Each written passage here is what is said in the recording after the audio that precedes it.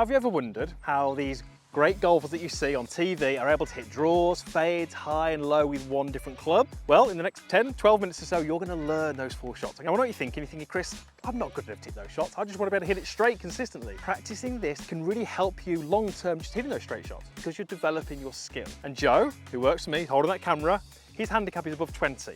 And I've taught him these methods and he can pretty easily now, pretty consistently, hit all of these different ball flights. So I know that you can do it.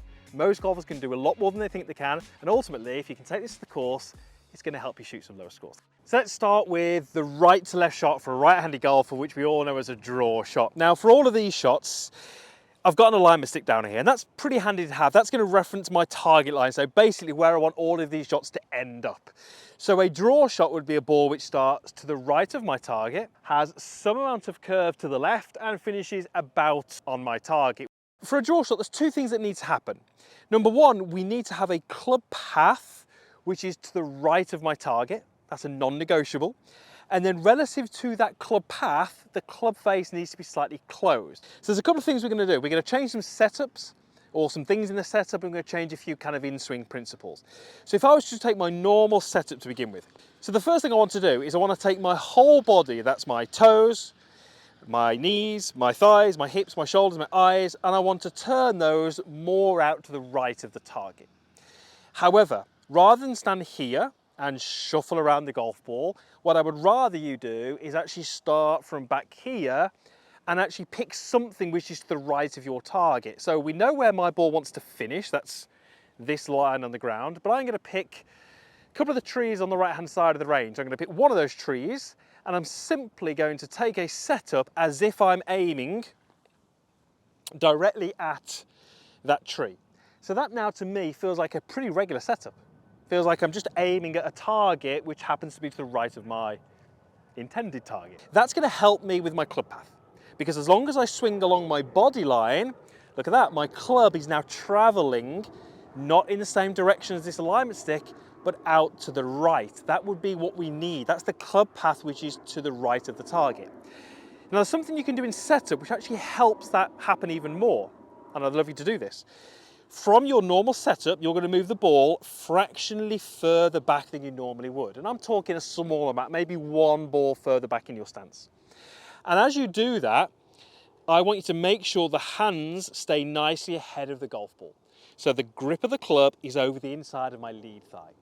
Now, if that was all I did, I'm probably going to hit a pretty straight shot that goes at my target on the right-hand side of the range. That's no good. We need the ball to curve back.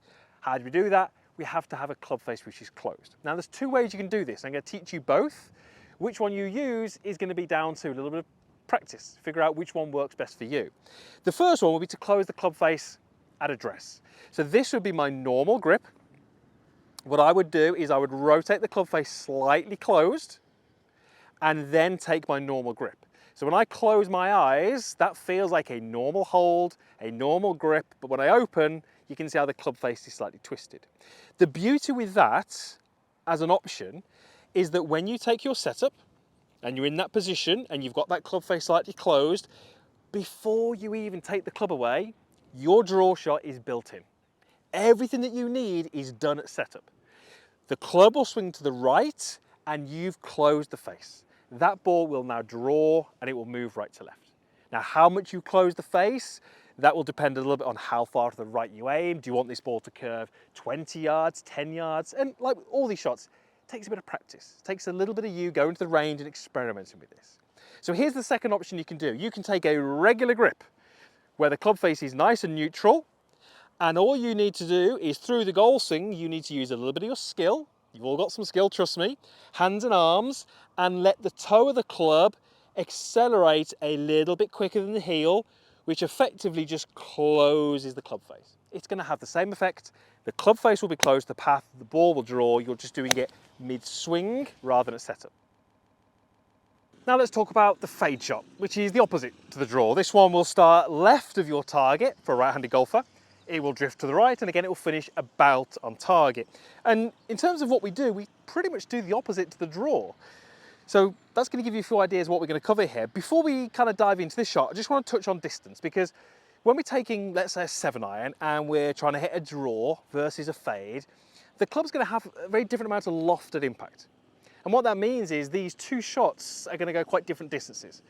The draw generally goes a little further, the fade generally goes a little shorter, so you do need a little bit of practice because it's often easier to get the shot shape than it is to actually gauge how far they go, so there's a little bit of practice that needs to go in there. But we're going to follow the same sort of process. We need the alignment to be left, which is what will create our club path being to the left of the target, and then we need to make sure that the club face is open to that path. Exactly the same process. Rather than standing there and shuffling around, again, I've got my target, so I'm going to pick a new target to the left, which again, I'm picking one of those trees right in the distance. I'm taking my regular setup to that tree, and that will now create a club path which is already more to the left of my target. That's perfect. Again, that's one of the non-negotiables. But as with the draw, something you can do is setup which can help that. We can bump that ball a fraction further forward. So there's our setup. Aim left, ball is forward, you're probably going to have a little bit less shaft lean versus the draw. You're probably going to have a little bit less ground contact than you would with the draw, and you're probably going to get a higher ball flight than you would with the draw. We now need to get the face open. Exactly the same as the draw. You've got two options. You either set it open at address, but again, we have the same issues that sometimes you can be very much out of your comfort zone. Or number two, even through the golf swing, it can really feel like the club face is twisted, and that can really be a kind of in-swing feeling that many people don't like. If you can do it that way, great, because you can do it pre-swing. You can get it all dialed in before you even take the club away. The other option would be like we did the draw to make our normal swing, but feel this time as if we hold the face open. Feel as if your trail hand is staying more underneath the golf club, which keeps the club face a little open through impact, and it's that creates the fade. Now, in terms of how much movement you can create, you will generally find the right to left draw shot much easier to hit, and the left to right fade more difficult to hit, simply because when we open the face, we increase the loft, and when you increase the loft, it becomes harder to create curve.